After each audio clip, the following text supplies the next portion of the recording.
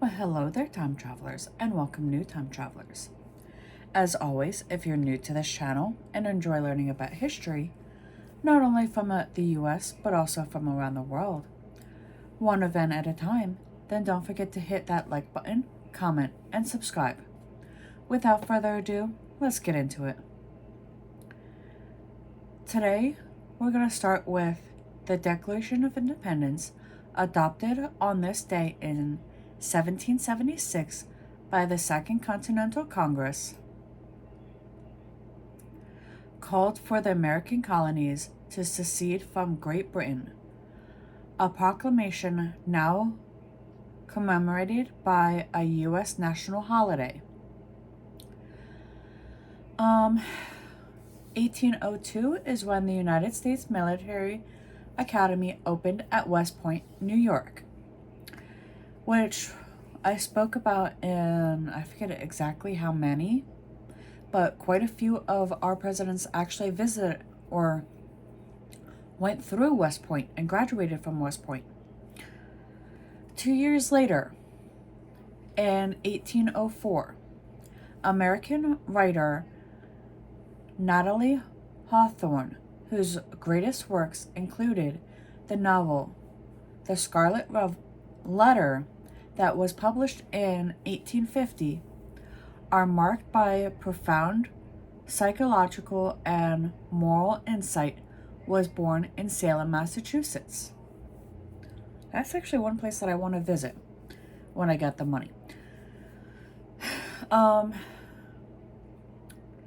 22 years later, in 1826, two major figures of the American Revolution who became U.S. presidents, Thomas Jefferson and John Adams, died 50 years to the day after the adoption of the Declaration of Independence.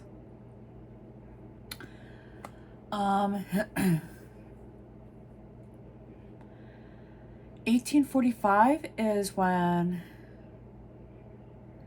essayist and philosopher Henry David Thoreau moved to his retreat at Walden Pond, where he eventually wrote a series of reflective essays titled Walden, or Life in the Woods. 10 years later, in 1855, American author Walt Whitman first published Leaves of Grass, a landmark in the history of American literature, undergoing numerous revisions. The poetry collection became known for its unconventional language and its celebration of the human body and sexual passion. Moving on to 1865, when Lewis Carroll's Alice's Adventures in Wonderland was published, though the first print run was soon recalled because of quality issues. A new first edition was released in November. 1884 is when the Statue of Liberty was presented to the United States by the French in Paris, and they actually shipped it over like piece by piece on boats and then assembled it in New York Harbor. Anyway, 1910, in what was billed as the fight of a century, African-American boxer Jack Johnson defeated James Jackson Jeffries, who was considered the Great White Hope. His victory led to a national celebration by African Americans that were occasionally met by violence from whites, resulting in more than 20 deaths across the country. 19 years later, In 1929, Indiana AM radio station WOWO's transmitter burns down.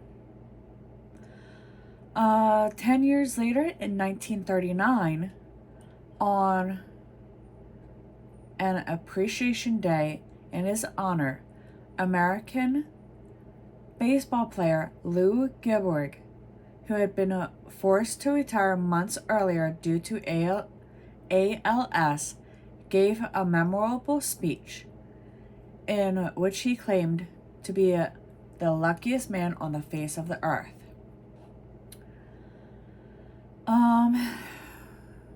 7 years later, in 1946, the Republic of the Philippines was proclaimed an independent country with Manuel Roxas as its first president.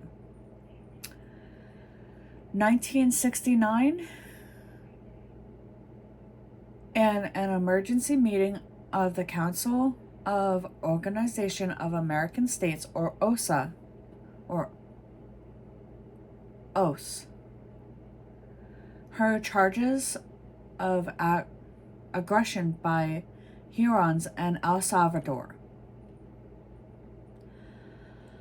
1976 brought us British punk rock, The Clash, who gave their first public performance opening for the Sex Pistols in a pub in Sheffield, England.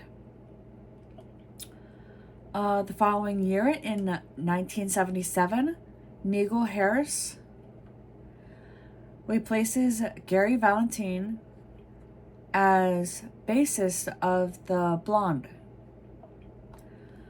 4 years before the turn of the century, Russian President Boris Yeltsin announces that he will re-nominate Viktor Shchenomidin for the post of Prime Minister. 7 years after the turn of the century, in 2007, BBC reporter Alan Johnston, who was kidnapped on March 12th by a small Palestinian militant group in the Gaza Strip, is released to Hamas officials, then freed. And finally, in 2012, scientists at the Large Hadron Collider at CERN announced that they had detected an interesting signal that was likely from a Higgs boson. And with that, we return to 2024 and our current history. I'll see you on the next one.